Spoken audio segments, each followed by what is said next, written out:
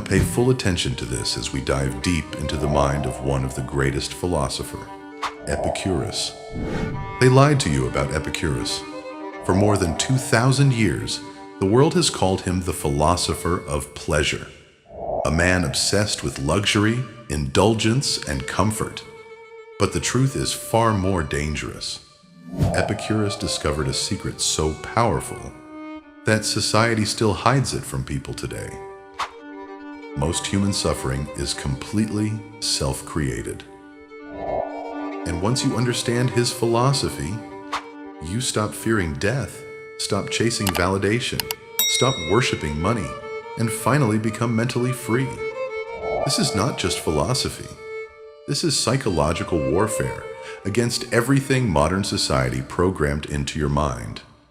Tonight, we are decoding the complete philosophy of Epicurus. And by the end of this video, you may never see happiness, fear, or life the same way again.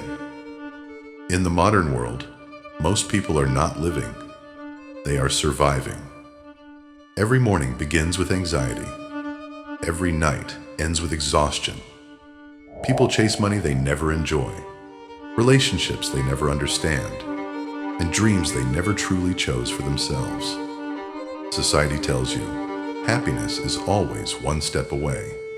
One more achievement, one more relationship, one more status symbol, one more validation. But more than 2,000 years ago, a philosopher appeared who completely rejected this madness. A man hated by kings, feared by religions, misunderstood by historians, and falsely labeled as a prophet of pleasure.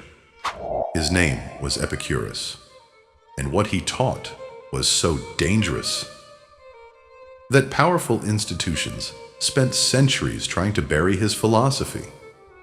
Because Epicurus discovered something terrifyingly simple. Most human suffering is self-created. Not because life is cruel, but because human beings are trapped inside illusions. Illusions about happiness. Illusions about death. Illusions about power. Illusions about desire. Illusions about the gods. Illusions about success. And above all, illusions about what truly matters.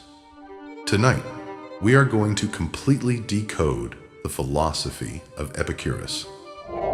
Not the fake version society teaches, not the shallow pleasure philosopher, but the real Epicurus, the man who built an entire philosophy dedicated to eliminating fear from the human mind. By the end of this video, you will understand why Epicurus believed most people destroy their own peace, why desire is the root of psychological slavery, why fear of death controls civilization, why wealth never satisfies the human soul, why simplicity creates freedom, why friendship was sacred to Epicurus, why peace of mind was the highest form of happiness, and how his teachings can completely transform your life in the modern world. But before we begin, comment below. What is your greatest fear? Death, failure, loneliness, being forgotten, not becoming enough? Because Epicurus believed that every human life is secretly ruled by hidden fears. And once you identify them, you begin to reclaim your freedom. Welcome back to Stoic Gateway. Subscribe to the channel, because this is where philosophy becomes transformation. Now, let us enter the mind of Epicurus. Epicurus was born in 341 BCE on the Greek island of Samos. But unlike philosophers who obsessed over politics, fame, or intellectual superiority, Epicurus was obsessed with one question: how can a human being live without suffering? Not temporarily, not through distraction, not through intoxication, but permanently. This question became the foundation of his entire philosophy, because Epicurus looked around society and saw something disturbing. Human beings were miserable, even when they possessed wealth. Miserable even when they achieved status. Miserable even when they gained power. And he realized something revolutionary. External success does not create inner peace. This was a direct attack on the values of civilization itself.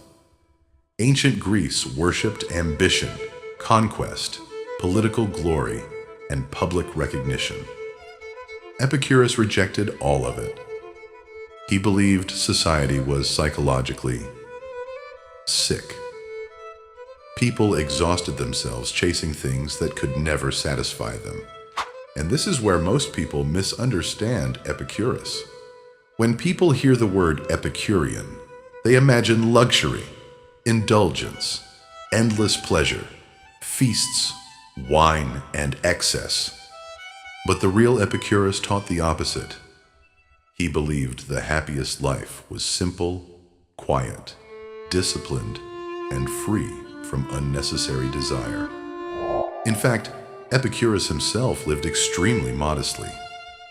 Bread, water, simple meals. He once said, "If you wish to make Pythocles rich, do not give him more money.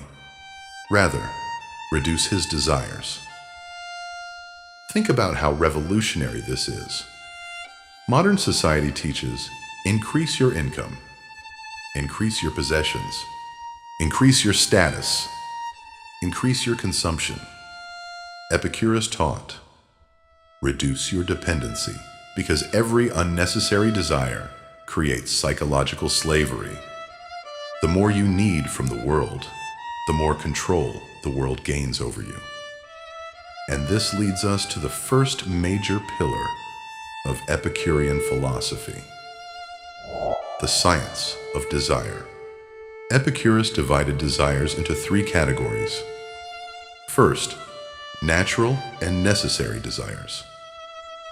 These include food, shelter, friendship, rest, safety, peace.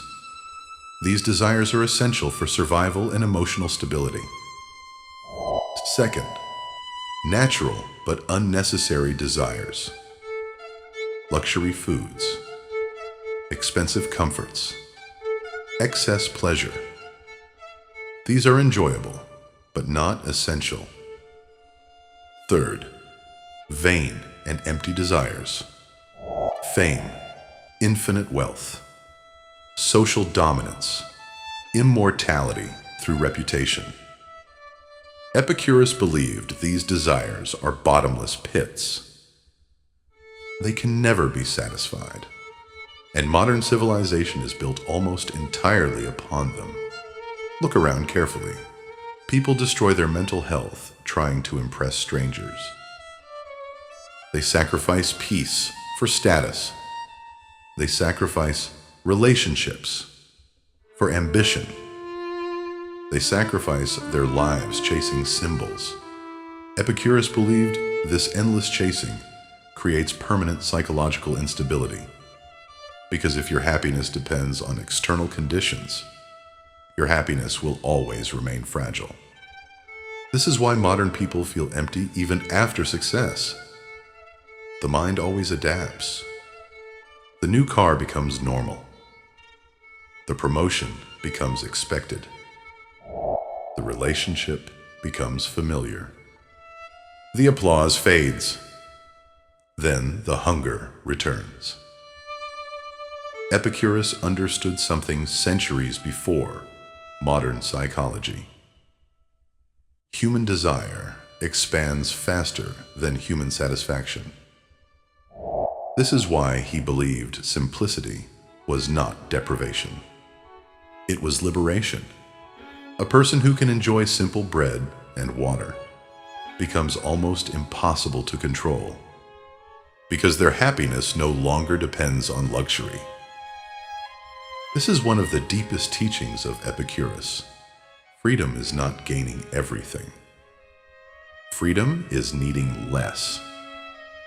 And this brings us to another core principle of Epicurean philosophy: ataraxia, peace of mind. For Epicurus, this was the highest human achievement. Not fame, not conquest, not wealth, not admiration. Inner tranquility. A calm mind, free from fear, anxiety, and psychological chaos. Epicurus believed pleasure was not wild indulgence. True pleasure was the absence of suffering, the absence of a mental disturbance, the absence of inner turmoil. This changes everything, because modern people think pleasure means stimulation. Epicurus believed overstimulation actually destroys peace. Endless entertainment, endless social comparison, endless ambition, endless consumption. These things overstimulate the nervous system and trap the mind in agitation. Epicurus wanted the opposite: stillness, clarity, mental freedom. And according to him, there were 4 major fears destroying humanity: fear of the gods, fear of death, fear of pain, fear of failure to attain happiness. His philosophy was designed to eliminate all 4. Let us begin with the most powerful: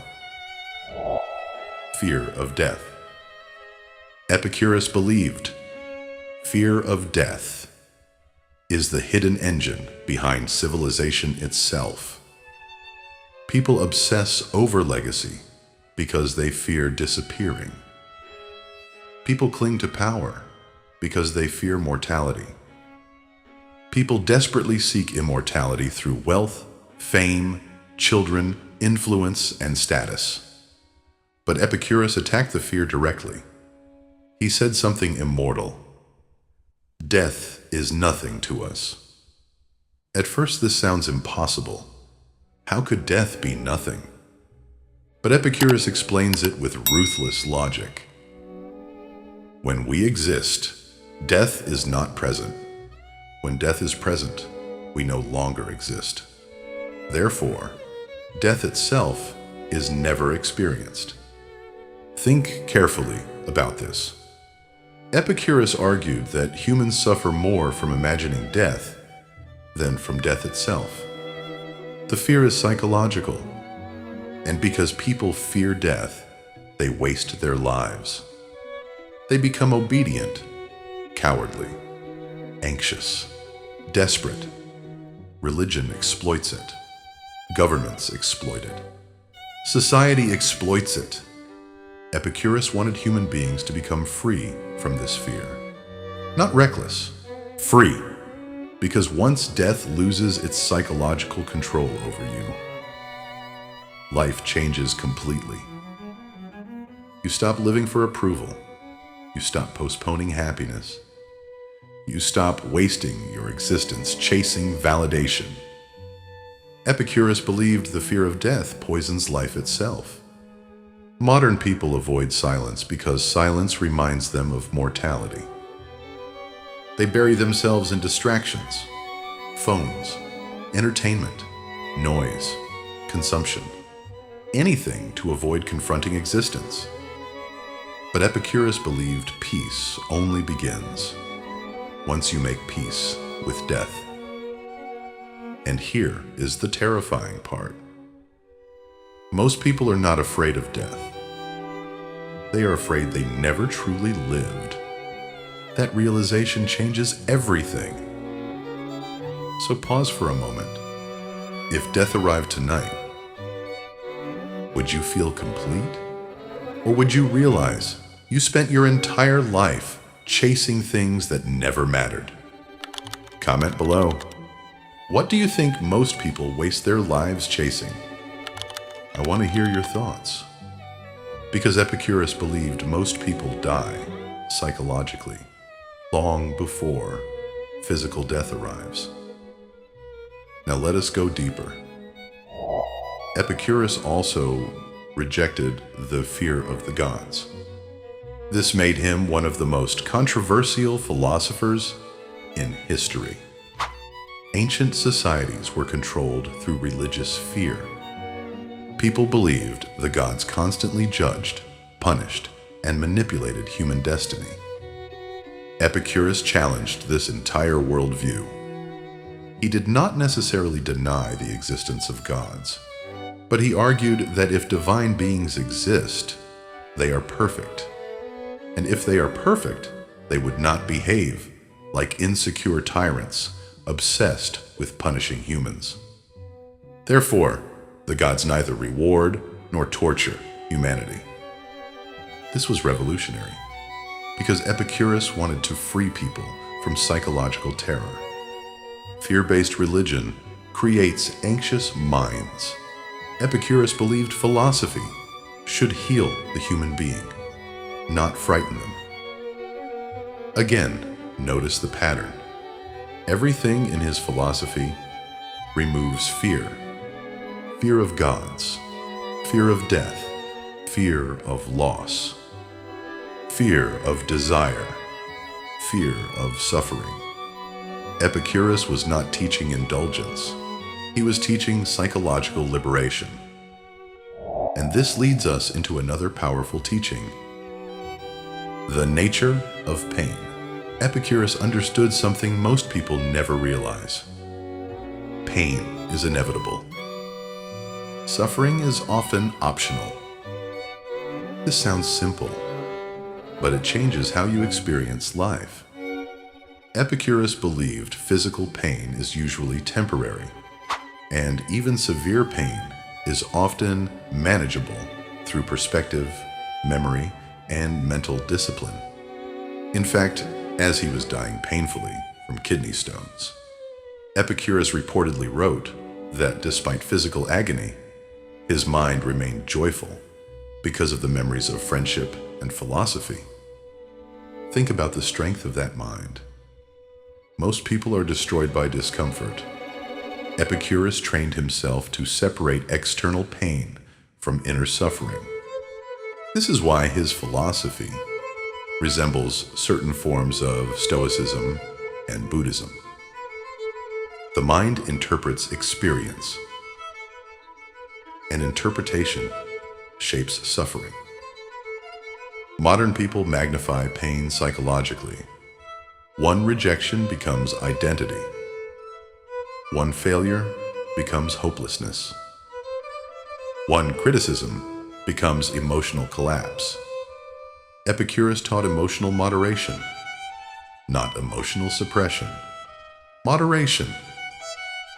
He believed peace comes from understanding reality clearly, not dramatizing existence. And one of the most beautiful parts of his philosophy was his understanding of friendship. Epicurus believed friendship was one of the highest forms of human happiness. Higher than wealth, higher than status, higher than luxury. This is deeply important because Epicurus understood humans are emotional beings. Isolation destroys peace, but modern relationships are often transactional. They use each other for advancement. Epicurus rejected this completely. In his famous community called the Garden, people lived together simply, philosophically, and peacefully. Men and women studied together equally, which was radical for the time. Friendship was sacred there. Why? Because true friendship removes fear. A genuine friend creates emotional security. And Epicurus believed emotional security was essential for peace of mind.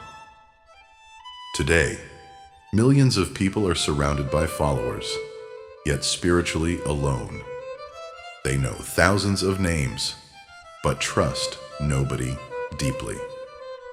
Epicurus would say, "This is a tragedy," because human beings need meaningful connection more than endless stimulation. And this connects to another essential teaching. the rejection of unnecessary ambition. Epicurus believed political power was psychologically dangerous. Why? Because power multiplies anxiety. The more status you gain, the more you fear losing it. The more wealth you gain, the more you become trapped protecting it. This is why powerful people often appear restless. Epicurus noticed that ambition never ends. There is always another level, another rival, another threat, another desire. So he withdrew from political life almost entirely. Not from weakness, from wisdom. He believed the peaceful life was superior to the competitive life. Now, this does not mean Epicurus taught laziness. This is where many people misunderstand him again. He did not oppose meaningful work. He opposed psychological enslavement to ambition. There is a difference. A person can create, build, and contribute without sacrificing inner peace. But modern society rewards burnout. People glorify exhaustion. They wear stress like a badge of honor. Epicurus would see this as madness, because if your success destroys your peace, you are not succeeding. You are self-destructing. And perhaps this is why his philosophy feels so relevant today. We live in an age of permanent psychological stimulation, constant comparison, constant outrage, constant anxiety, constant performance. Epicurus would likely say, human beings have become addicted to disturbance, and disturbance destroys happiness. Now let us go even deeper into his worldview. Epicurus also developed a philosophy of nature.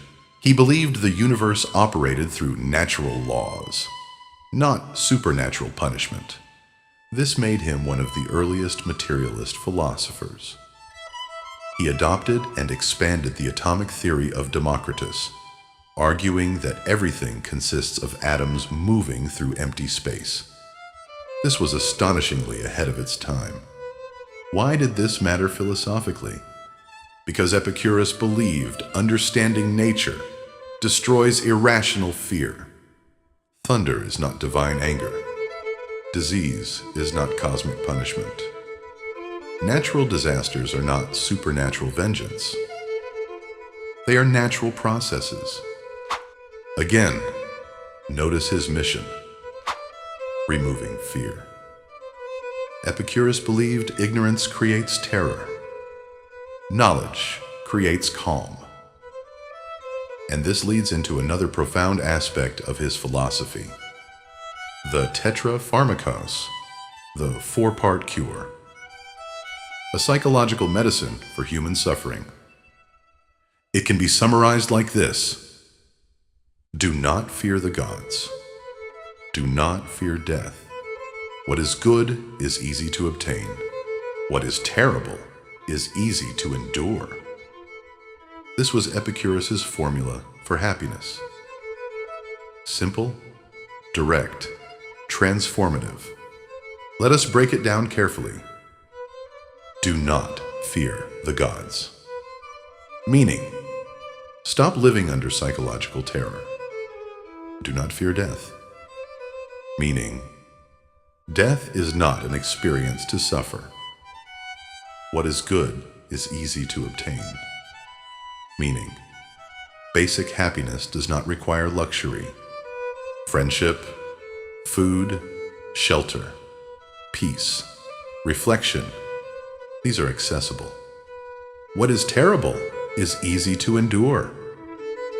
Meaning, pain is usually temporary or manageable through wisdom. This four-part philosophy was designed to heal the human mind. Epicurus believed philosophy should not exist for intellectual vanity. It should improve life. If philosophy does not reduce suffering, it is useless. This separates him from many philosophers who became trapped in abstraction. Epicurus cared about lived experience. Now here is where things become even more powerful. Epicurus believed happiness is a skill, not luck, not destiny, a skill. And like every skill, it requires training. Training the mind, training desire, training perspective. Most people train for careers, but never train for peace. Epicurus believed this was backwards, because what is the point of achieving external success if internally you remain miserable? And now we reach one of the most misunderstood teachings in all of philosophy: pleasure. Epicurus absolutely believed pleasure was the highest good. But his definition of pleasure was radically different from modern hedonism. Modern pleasure is often intense stimulation. Epicurean pleasure is sustainable peace. He distinguished between kinetic pleasure and static pleasure. Kinetic pleasure is active stimulation, eating, drinking, entertainment, excitement. Static pleasure is the deeper state, freedom from pain and mental disturbance. Epicurus believed static pleasure was superior because stimulation always fades. Peace endures. This is why simplicity mattered so much to him. A simple life creates stable happiness. Luxury creates dependency. Dependency creates anxiety. Anxiety destroys peace. Epicurus was psychologically brilliant. He understood human adaptation centuries before neuroscience. The more intense your pleasures become, the harder it becomes to feel satisfied. Modern society proves him right every day.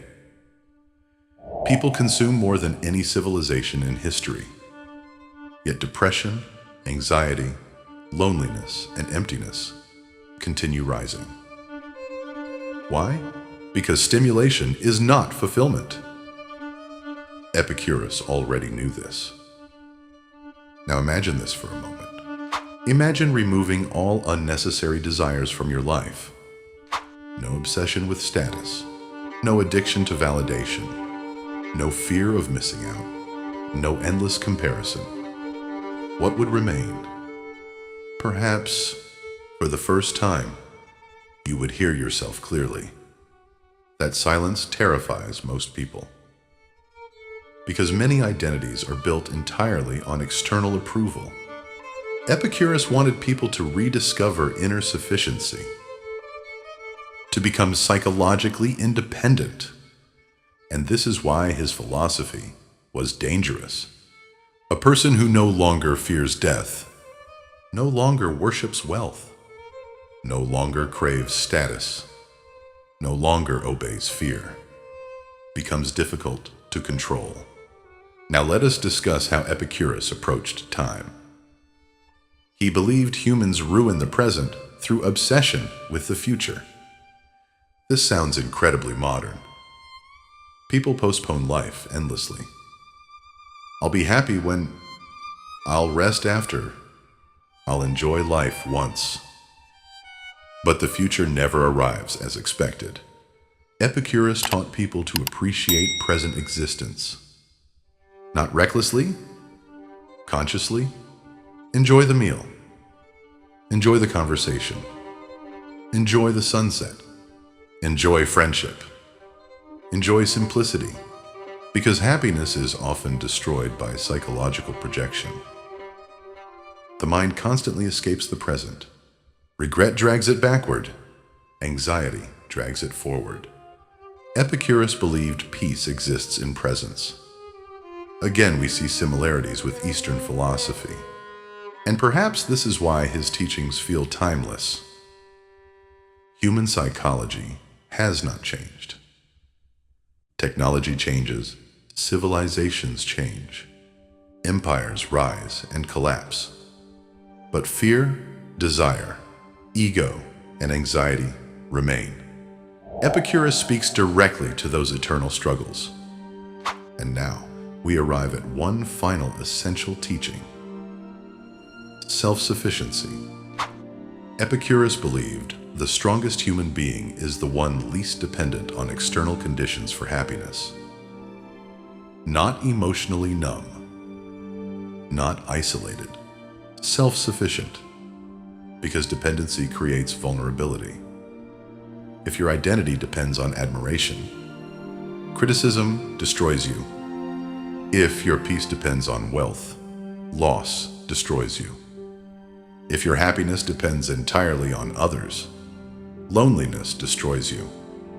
Epicurus wanted people to build inner stability, a mind that remains calm regardless of circumstance. This is not passive resignation. It is mastery. And perhaps this is the greatest misunderstanding about Epicurus. People think simplicity is weakness. But simplicity requires enormous psychological discipline to resist endless desire, to reject status obsession, to live intentionally in a chaotic world. That is strength.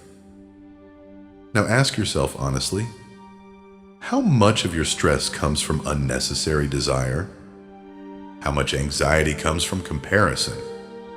How much suffering comes from chasing things society programmed you to want? Epicurus believed awareness itself begins liberation. The moment you see the trap weakens. And maybe this is why his philosophy survived for over 2,000 years. Because it addresses the deepest human problem, the inability to feel satisfied. Modern civilization runs on dissatisfaction. Advertising depends on it. Social media depends on it. Consumer culture depends on it. Epicurus taught the opposite. Enough, a radical concept in an endless growth world. Imagine how different life becomes once you truly believe. You do not need infinite wealth to feel peace. You do not need universal admiration to feel worthy. You do not need constant stimulation to feel alive. That realization is freedom. And this is why Epicurus remains one of the most transformative philosophers in history. Not because he taught indulgence, but because he taught liberation from psychological slavery, liberation from fear, liberation from endless desire, liberation from anxiety, liberation from illusion. His philosophy was not about escaping life. It was about finally living it properly, calmly, consciously, freely. So before this video ends, I want you to reflect on one final question. If Epicurus looked at your life right now, what would he say is stealing your peace? Your desires, your fears, your ambition, your distractions, your need for validation? Comment below. What is one thing you need to let go of to find peace? Read other people's answers too, because sometimes transformation begins with honesty. And if this video gave you clarity, subscribe to the channel and join us on this journey through philosophy, psychology, and human transformation. And remember, Epicurus believed happiness was never hidden in distant achievement. It was hidden beneath unnecessary suffering. The peace you seek may already exist, buried beneath fear, buried beneath desire, buried beneath noise. And perhaps the real purpose of philosophy is not to make you more intelligent, but to awaken your soul and set you free. This is Stoic Gateway, Welcome to the Mind of Epicurus. Now check out the next video from the School of Athens as we dive deeper into the greatest minds of history and the wisdom of antiquity.